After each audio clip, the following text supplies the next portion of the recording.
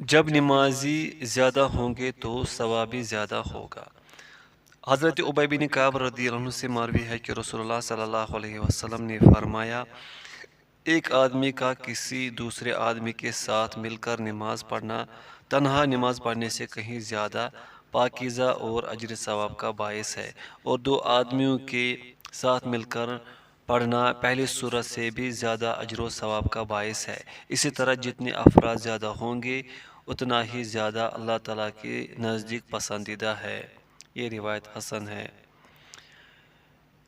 غیر افضل شخص کے پیچھے بھی نماز درست ہے، کیونکہ غیر افضل شخص کے پیچھے نماز درست نہ ہونے کی کوئی دلیل موجود نہیں۔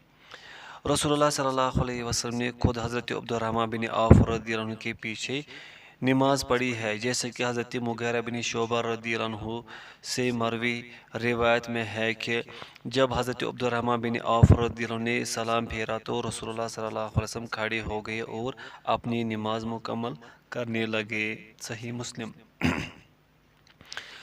کوئی شخص تقوی و پرہیزگاری میں کتنا ہی بلند ہو، اسلام نے امامت میں اس کا اعتبار نہیں کیا، بلکہ افضلیت اسے دی جو قرات میں افضل ہو، سنت کا عالم ہو، ہجرت میں مقدم ہو یا سب سے زیادہ عمر رسیدہ ہو۔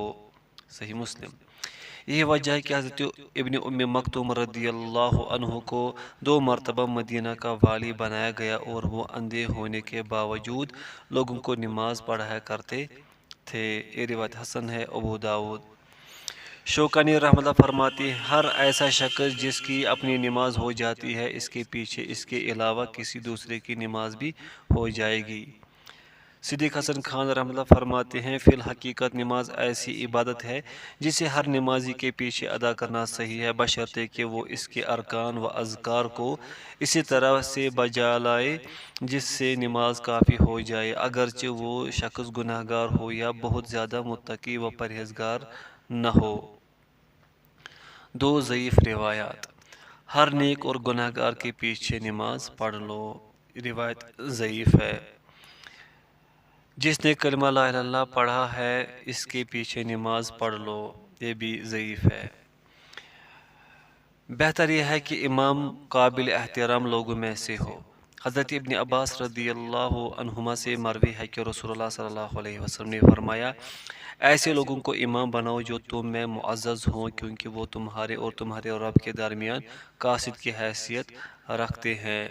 یہ روایت ضعیف ہے۔ امام حاکم نے حضرت مرثد غنوی رضی اللہ عنہ کے ترجمے یعنی حالت زندگی میں آپ صلی اللہ علیہ وسلم کا یہ فرمان نقل کیا ہے کہ اگر تم اس بات پر خوش ہو کہ تمہاری نماز قبول کی جائے تو اپنے امام ایسے لوگوں کو بناؤ جو تم میں معزز و قابل احترام ہو، کیونکہ وہ تمہارے اور تمہارے رب کے درمیان قاصد کی حیثیت رکھتے ہیں۔ یہ بھی ضعیف ہے۔ اگرچہ ان روایت میں ضعف ہے، لیکن دیگر صحیح روایت سے ثابت ہے کہ امام لوگوں کا ناپسندیدہ شخص نہیں ہونا چاہیے، جیسا کہ حضرت ابن عمر رضی اللہ عنہما سے مروی ہے کہ رسول اللہ صلی اللہ علیہ وسلم نے فرمایا، 3 آدمیوں سے اللہ تعالیٰ نماز قبول نہیں فرماتے، ایک ایسا شخص جو امامت کے لیے کسی قوم کے آگے ہوتا ہے لیکن وہ لوگ اسے ناپسند کرتے ہیں۔ یہ روایت صحیح ہے۔ ابو داؤد۔ مرد عورتوں کی امامت کرا سکتا ہے جبکہ عورت مردوں کی نہیں۔ حضرت انس رضی اللہ عنہ سے مروی ہے کہ میں نے اور ایک یتیم بچے نے نبی صلی اللہ علیہ وسلم کے پیچھے اپنے گھر میں نماز پڑھی، اور میری والدہ ام سلیم نماز میں ہمارے پیچھے کھڑی تھی۔ بخاری و مسلم۔ حضرت عائشہ رضی اللہ عنہ سے مروی ہے کہ نبی صلی اللہ علیہ وسلم جب مسجد سے واپس لوٹے تو ہمیں نماز پڑھاتے۔ عورت کی امامت مندرجہ ذیل وجوہ کی بنا پر صحیح نہیں۔ شریعت اسلامیہ میں عورت کو مردوں کی امام بنانے کا کہیں ثبوت نہیں۔ حضرت ابن مسعود رضی اللہ عنہ سے مروی ہے کہ ان خواتین کو اس جگہ سے مؤخر رکھو جہاں سے اللہ تعالیٰ نے انہیں مؤخر رکھا ہے۔ عبد الرزاق مجموع الزوائد وغیرہ۔ ارشاد باری تعالیٰ ہے کہ مرد عورتوں پر حکمران ہے، سورۃ النساء آیت نمبر 34۔ عورتوں کا دین و عقل دونوں ناقص ہے۔ بخاری۔ حدیث نبی ہے کہ وہ قوم کبھی کامیاب نہیں ہو سکتی جو اپنے معاملات کسی عورت کے سپرد کر دے، بخاری وغیرہ۔ ابن حزم رحمۃ اللہ فرماتے ہیں عورت کے لیے مردوں کی امامت کرانا جائز نہیں۔ شیخ عبداللہ بن حمید رحمۃ اللہ علیہ فرماتے ہیں عورت مردوں کی امامت نہیں کرا سکتی۔ فرض پڑھنے والا نفل پڑھنے والے کی امامت کرا سکتا ہے۔ مراد یہ ہے کہ امام فرض پڑھ رہا ہو اور مقتدی نفل۔ نبی صلی اللہ علیہ وسلم نے ان دو آدمیوں سے ارشاد فرمایا جو کہ گھر میں نماز پڑھ کر آئے تھے، اگر تم اپنے گھروں میں نماز پڑھ چکے ہو پھر تم امام کو ملے ہو اور امام نے ابھی نماز نہ پڑھائی ہو تو اس کے ساتھ تم بھی نماز پڑھ لو، یہ تمہارے لیے نفل ہو جائے گی۔ یہ روایت صحیح ہے، ابو داؤد وغیرہ۔ حضرت ابو سعید خدری رضی اللہ عنہ سے مروی ہے کہ رسول اللہ صلی اللہ علیہ وسلم نے ایک آدمی کو اکیلی نماز پڑھتے ہوئے دیکھا تو فرمایا کیا کوئی ایسا آدمی نہیں ہے جو اس پر صدقہ کرتے ہوئے اس کے ساتھ نماز پڑھ لے۔ یہ روایت صحیح ہے، ابو داؤد۔ نفل پڑھنے والا فرض پڑھنے والے کی امامت کرا سکتا ہے، یعنی امام نفل پڑھا رہا ہو اور مقتدی فرض پڑھ رہا ہو۔ حضرت جابر رضی اللہ عنہ سے مروی ہے کہ بلا شبہ حضرت معاذ رضی اللہ عنہ نبی صلی اللہ علیہ وسلم کے ساتھ نماز عشاء پڑھتے تھے، پھر اپنی قوم کی طرف لوٹتے تو انہیں یہی نماز پڑھاتے تھے، بخاری مسلم۔ نماز خوف میں رسول اللہ صلی اللہ علیہ وسلم سے یہ بھی ثابت ہے کہ آپ صلی اللہ علیہ وسلم نے دونوں گروہوں میں سے ہر ایک کو دو دو رکعتیں پڑھائی۔ اس طرح آپ صلی اللہ علیہ وسلم کی پہلی نماز فرض اور دوسری نفل تھی، جبکہ مقتدی دونوں مرتبہ ہی فرض ادا کر رہے تھے، جیسا کہ حدیث میں ہے نبی صلی اللہ علیہ وسلم نے 4 رکعتیں پڑھی اور لوگوں نے 2، بخاری مسلم۔ ملا علی قاری حنفی رحمۃ اللہ فرماتے اس حدیث کا ظاہر مذہب شافعی کی تائید میں ہے، لیکن اگر ہم اسے تسلیم کر لیں تو نفل پڑھنے والے کے پیچھے فرض پڑھنے والے کی اقتداء لازم ہوگی، جو کہ ہمارے مذہب میں صحیح نہیں۔ حضرت عائشہ رضی اللہ عنہا سے مروی ہے کہ جب مسجد سے واپس لوٹتے تو ہمیں نماز پڑھاتے۔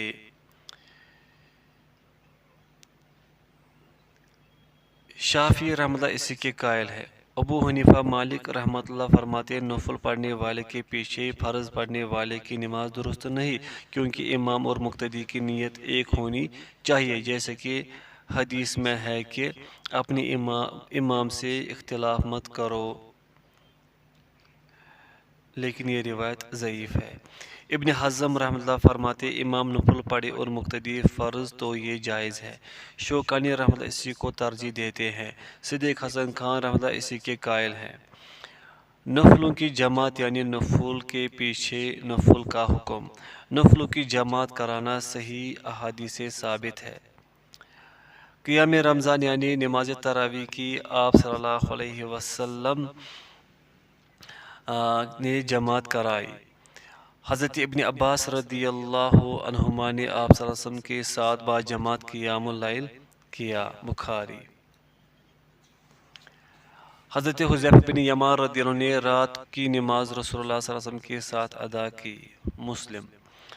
آپ صلی اللہ علیہ وسلم نے حضرت انس رضی اللہ عنہ کی نفل نماز میں امامت کرائی، بخاری و مسلم۔ آپ صلی اللہ علیہ وسلم نے نماز خسوف باجماعت ادا کی، بخاری و مسلم۔ آپ صلی اللہ علیہ وسلم نے نماز استسقاء کی جماعت کرائی، مسلم، بخاری۔ نماز باطل کر دینے والے کاموں کے علاوہ ہر کام میں امام کی پیروی واجب ہے۔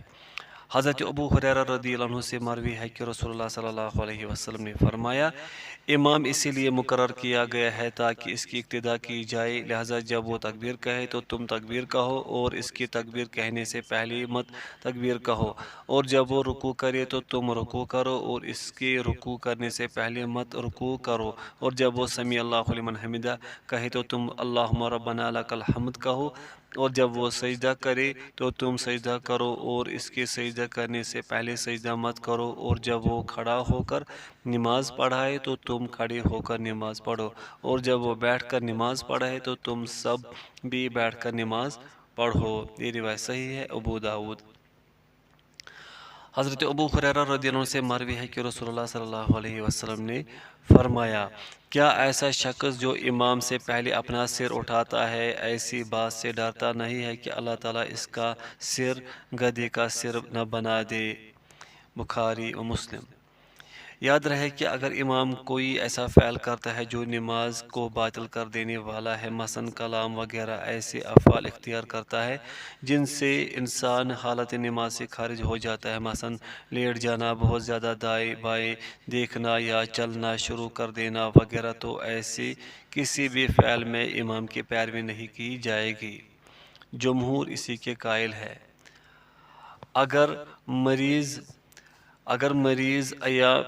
اگر مریض امام بیٹھ کر نماز پڑھائے تو کیا تندرست مقتدی بھی بیٹھ کر ہی نماز پڑھائے گا؟ اس میں علماء نے اختلاف کیا ہے۔ احمد اسحاق رحمہ اللہ اسی صورت میں فرماتے ایسی صورت میں مقتدی بھی بیٹھ کر نماز ادا کریں گے۔ شافعیہ، احناف، اہل ظاہر کہتے ہیں مقتدی پیچھے کھڑے ہو کر بھی نماز ادا کر سکتے ہیں۔ مالک ابن قاسم رحمہ اللہ فرماتے ہیں بیٹھ کر نماز پڑھنے والے کی امامت تو جائز ہے، لیکن اگر کوئی اس کے پیچھے بیٹھ کر یا کھڑا ہو کر نماز ادا کرے گا تو اس کی نماز باطل ہو جائے گی۔ البانی رحمہ اللہ فرماتے ہیں مقتدی بیٹھ کر نماز پڑھانے والے امام کے پیچھے بیٹھ کر ہی نماز پڑھیں گے، جیسے کہ واضح نص اسی کا تقاضا کرتی ہے۔ جب امام بیٹھ کر نماز پڑھائے تو تم بھی بیٹھ کر نماز پڑھو۔ اور مرض الموت میں نبی صلی اللہ علیہ وسلم کا بیٹھ کر امامت کرانا اور لوگوں کا پیچھے کھڑے ہو کر نماز ادا کرنا مختلف روایت میں مختلف طرح سے ثابت ہے۔ بعض میں ہے کہ نبی صلی اللہ علیہ وسلم امام تھے، بعض میں ہے کہ حضرت ابوبکر رضی اللہ عنہ امام تھے، اور بعض میں ہے کہ نبی صلی اللہ علیہ وسلم کے پیچھے ابتدائی نماز میں لوگ کھڑے تھے، پھر حضرت ابوبکر رضی اللہ عنہ کے اشارے سے بیٹھ گئے۔ اور اس عمل کی آپ صلی اللہ علیہ وسلم کے ساتھ خصوصیت کی دلیل ضعیف روایت ہے، وہ روایت جس میں ہے تم میں سے کوئی بھی میرے بعد اس صورت میں بیٹھ کر امامت نہ کرائے کہ لوگ پیچھے کھڑے ہو کر نماز پڑھ رہے ہو۔ اس لیے مقتدیوں پر لازم ہے کہ وہ بیٹھ کر نماز پڑھانے والے امام کے پیچھے بیٹھ کر نماز ادا کرے۔ جن صحابہ کرام رضی اللہ عنہم نے بیٹھ کر نماز پڑھانے والے امام کے پیچھے بیٹھ کر نماز پڑھی، حضرت اسید بن حضیر رضی اللہ عنہ، حضرت جابر رضی اللہ عنہ، حضرت ابو ہریرہ رضی اللہ عنہ نے اسی کے مطابق فتویٰ دیا۔ حضرت قیس بن قحط انصاری رضی اللہ عنہ فرماتے ہیں کہ عہد رسالت میں ان کا امام بیمار ہو گیا تو وہ بیٹھ کر ہماری امامت کراتا تھا اور ہم بھی بیٹھ کر نماز پڑھتے تھے۔ مصنف عبد الرزاق۔ جن حضرات کے نزدیک مقتدی بیٹھ کر نماز پڑھانے والے امام کے پیچھے کھڑے ہو کر بھی نماز پڑھ سکتے ہیں، ان کی دلیل یہ حدیث ہے۔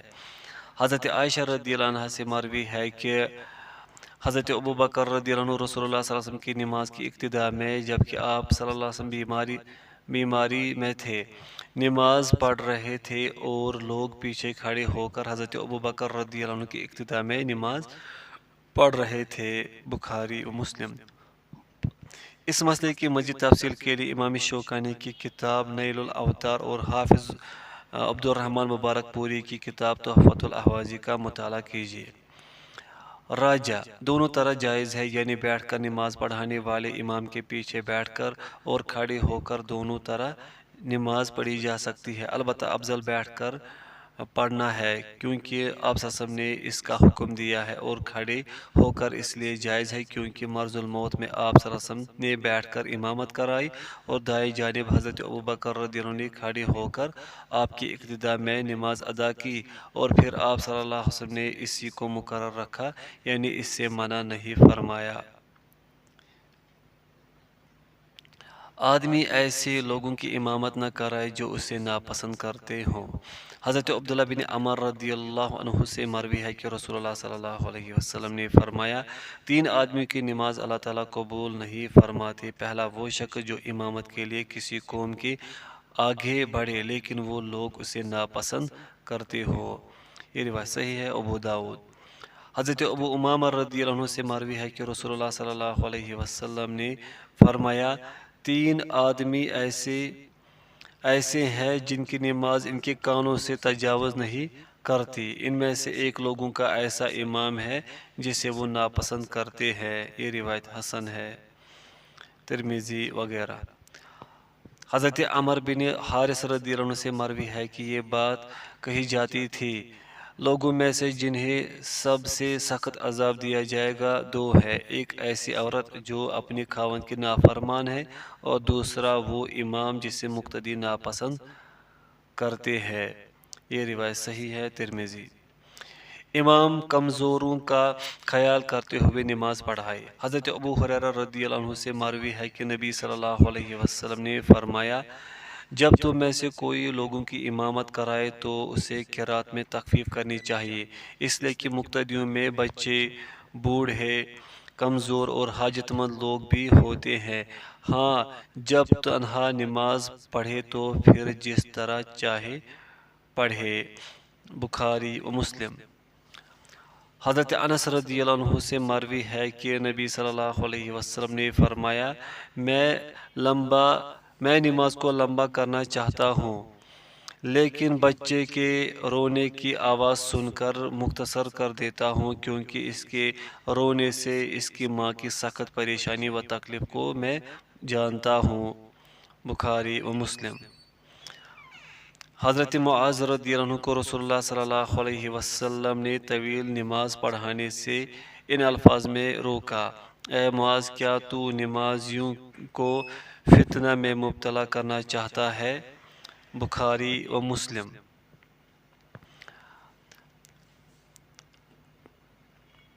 تخفیف کا مطلب یہ ہرگز نہیں ہے کہ بغیر خشوع و خضوع کے اطمینان و اعتدال کا لحاظ نہ رکھتے ہوئے جلد از جلد نماز کو سمیٹ لیا جائے۔ یہی وجہ ہے کہ جب مسیح الصلاۃ نے اس طرح نماز پڑھی تو نبی صلی اللہ علیہ وسلم نے اسے کہا واپس جا کر دوبارہ نماز پڑھو کیونکہ بلا شبہ تم نے نماز نہیں پڑھی۔ بخاری و مسلم۔ ایک دوسری جگہ آپ صلی اللہ علیہ وسلم نے فرمایا جس شخص نے رکوع و سجود میں اپنی کمر سیدھی نہ کی اس کی نماز کفایت نہیں کرے گی۔ یہ روایت صحیح ہے ابو داؤد وغیرہ۔ اس لیے نماز میں مختصر قرات یا مختصر اذکار کے ذریعے طوالت تو کم کرنی چاہیے لیکن اس کی ادائیگی میں مکمل خشوع و خضوع اور اطمینان و اعتدال کا لحاظ رکھنا چاہیے، جیسے کہ حضرت انس رضی اللہ عنہ سے مروی ہے کہ نبی صلی اللہ علیہ وسلم نماز کو مختصر مگر مکمل پڑھا کرتے تھے۔ بخاری و مسلم۔ امامت کا اولین مستحق حکمران اور پھر گھر کا مالک ہے۔ حضرت ابو مسعود رضی اللہ عنہ سے مروی ہے کہ رسول اللہ صلی اللہ علیہ وسلم نے فرمایا کوئی آدمی کسی آدمی کے دائرہ اقتدار میں امامت نہ کرائے، اور ایک روایت میں یہ لفظ ہے کوئی آدمی کسی آدمی کے گھر میں یا اس کے دائرہ اقتدار میں امامت نہ کرائے۔ صحیح مسلم۔ ایک اور روایت میں ہے کہ کسی آدمی کے گھر میں یا اس کے دائرہ اقتدار میں اس کی امامت نہ کرائی جائے۔ صحیح ابو داؤد۔ حضرت مالک بن حویرث رضی اللہ عنہ سے مروی ہے کہ رسول اللہ صلی اللہ علیہ وسلم نے فرمایا جو شخص کسی قوم کی زیارت کے لیے جائے تو ان کی امامت مت کرائے بلکہ ان میں سے ہی کسی آدمی کو ان کی امامت کرانی چاہیے۔ یہ روایت صحیح ہے ابو داؤد وغیرہ۔ حافظ ابن تیمیہ رحمۃ اللہ فرماتے ہیں حافظ ابن تیمیہ رحمۃ اللہ منتقی میں رقم تراز ہے کہ اکثر اہل علم کے نزدیک مالک مکان کی اجازت سے اگر مہمان امامت کراتا ہے تو اس میں کوئی حرج نہیں، کیونکہ حضرت ابو مسعود رضی اللہ عنہ کی حدیث میں ہے کہ آپ صلی اللہ علیہ وسلم نے فرمایا یعنی مالک مکان کی اجازت کے ساتھ زائر کا امامت کرانا درست ہے۔ ابن عربی رحمۃ اللہ فرماتے ہیں اگر مہمان آدمی اہل علم و فضل لوگوں میں سے ہو تو مالک مکان کے لیے زیادہ بہتر یہ ہے کہ وہ اسے آگے کرے، اور اگر دونوں علم و فضل میں برابر ہو تو بھی حسن ادب کا یہی تقاضا ہے کہ اسے ہی امامت کی درخواست کرے۔ پھر جسے قرآن کا زیادہ علم ہو، پھر جو سنت کا زیادہ عالم ہو، اور پھر جو عمر میں بڑا ہو۔ حضرت ابو سعید خدری رضی اللہ عنہ سے مروی ہے کہ رسول اللہ صلی اللہ علیہ وسلم نے فرمایا جب کہیں 3 آدمی ہو تو ان میں سے ایک امامت کرائے، اور ان میں سب سے زیادہ امامت کا مستحق وہ ہے جو قرآن کا زیادہ قاری ہو۔ صحیح مسلم۔ حضرت عمر بن سلمہ رضی اللہ عنہ سے مروی ہے کہ رسول اللہ صلی اللہ علیہ وسلم نے فرمایا جب نماز کا وقت ہو جائے تو تم میں سے ایک اذان کہے، اور تم میں سے وہ شخص امامت کرائے جسے قرآن زیادہ یاد ہو۔ بخاری و مسلم۔ حضرت ابو مسعود رضی اللہ عنہ سے مروی ہے کہ رسول اللہ صلی اللہ علیہ وسلم نے فرمایا لوگوں کا امام ایسا شخص ہونا چاہیے جو قرآن کا زیادہ علم رکھتا ہو۔ اگر اس وصف میں لوگ برابر ہوں تو پھر وہ شخص امام بنے جسے سنت نبوی کا زیادہ علم ہو۔ اگر سنت کے علم میں بھی لوگ برابر ہو تو پھر وہ امام بنے جو ہجرت کرنے میں مقدم ہو، اور اگر اس وصف میں بھی لوگ برابر ہو تو پھر وہ شخص امام بنے جو عمر میں زیادہ ہو۔ صحیح مسلم وغیرہ۔ احمد ابو حنیفہ رحمہ اللہ فرماتے ہیں قرآن کے بڑے عالم شخص کو قرآن کے زیادہ فقیہ پر ترجیح دی جائے گی۔ امام ابن سیرین اور امام ثوری رحمہ اللہ وغیرہ اسی کے قائل ہے۔ مالک شافعی رحمہ اللہ فرماتے ہیں زیادہ فقیہ کو قرآن کے زیادہ عالم پر مقدم کیا جائے گا۔ راجہ، پہلا موقف راجہ ہے، یعنی بڑے قاری کو بڑے فقیہ پر ترجیح ہے۔ ابن حجر رحمہ اللہ اسی کو ترجیح دیتے ہیں۔ شوکانی رحمۃ اللہ اسی کے قائل ہے۔ عبد الرحمن مبارک پوری رحمۃ اللہ فرماتے میرے نزدیک یہی بات یعنی گزشتہ موقف راجہ ہے۔ اگر امام کی نماز میں کچھ خلل واقع ہو جائے تو اس کا بوجھ امام پر ہوگا، مقتدیوں پر نہیں۔ حضرت ابو ہریرہ رضی اللہ عنہ سے مروی ہے کہ رسول اللہ صلی اللہ علیہ وسلم نے فرمایا امام تمہیں نماز پڑھاتے ہیں، اگر وہ ٹھیک نماز پڑھائے تو اس کا تمہیں ثواب ملے گا، اور اگر وہ غلطی کرے تو بھی تم کو ثواب ملے گا، اور غلطی کا وبال ان پر ہوگا۔ بخاری وغیرہ۔ حضرت سہل بن سعد رضی اللہ عنہ سے مروی ہے کہ رسول اللہ صلی اللہ علیہ وسلم نے فرمایا امام ذمہ دار ہے، اگر وہ احسن انداز میں نماز پڑھائے تو اسے بھی ثواب ملے گا اور مقتدیوں کو بھی، اور اگر وہ نماز میں غلطی و کوتاہی کرے تو اسی پر اس کا وبال ہوگا، نہ کہ مقتدیوں پر۔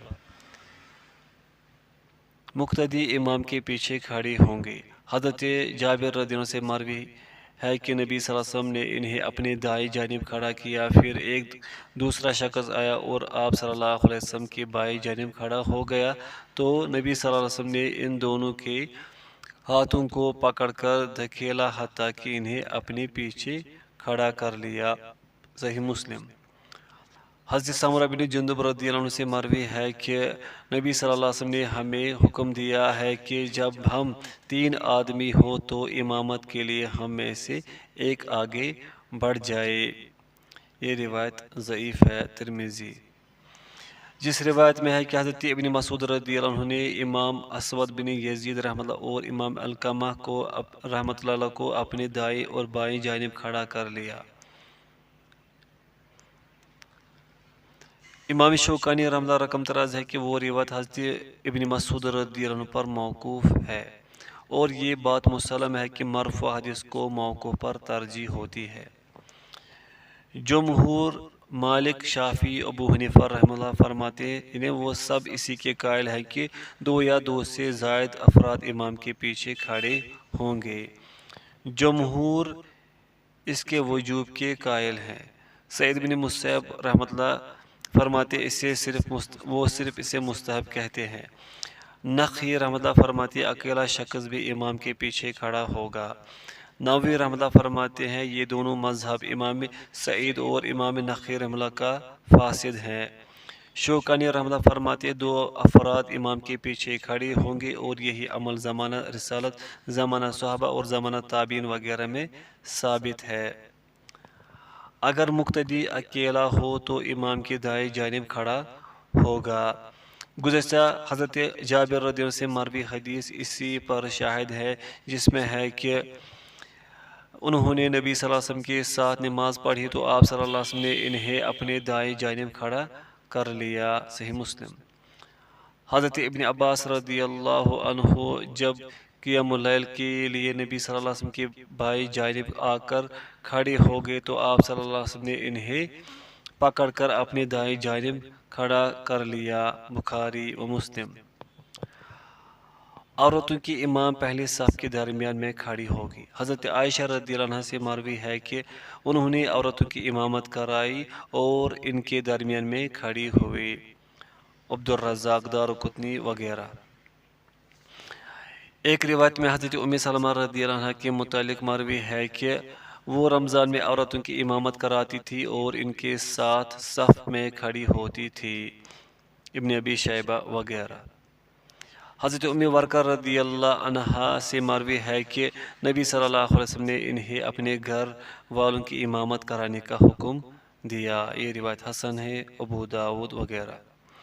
ان تمام دلائل سے معلوم ہوا کہ عورت بھی امامت کرا سکتی ہے اور وہ مرد امام کی طرح الگ صف میں تنہا کھڑی نہیں ہوگی بلکہ عورتوں کے ساتھ پہلی صف کے وسط میں کھڑی ہوگی۔ نیز عورت صرف عورتوں کو ہی امامت کرا سکتی ہے، مردوں کو نہیں، جیسا کہ اس کا بیان پیچھے گزر چکا ہے۔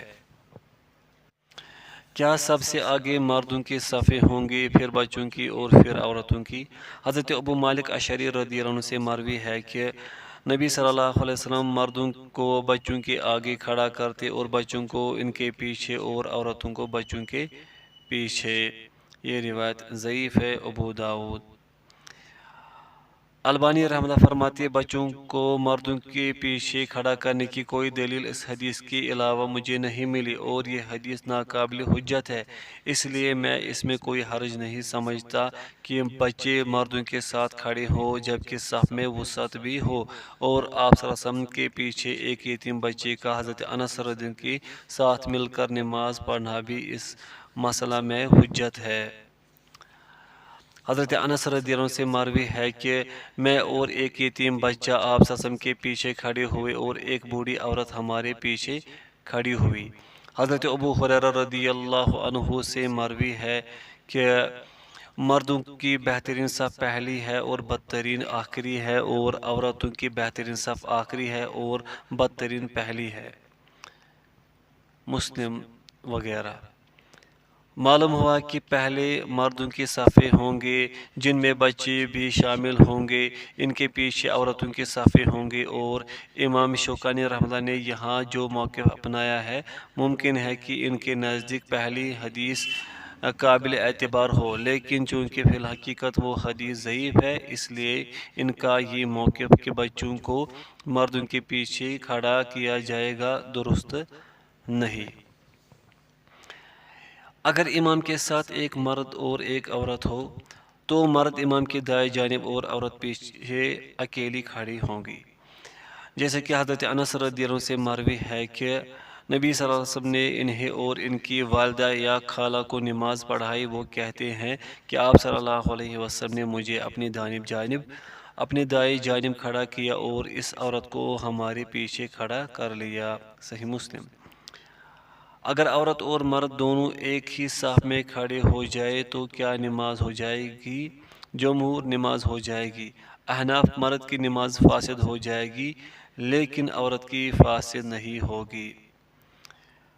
ابن حجر رحمہ اللہ فرماتے ہیں احناف کا قول نہایت عجیب ہے۔ فتح الباری۔ جب نماز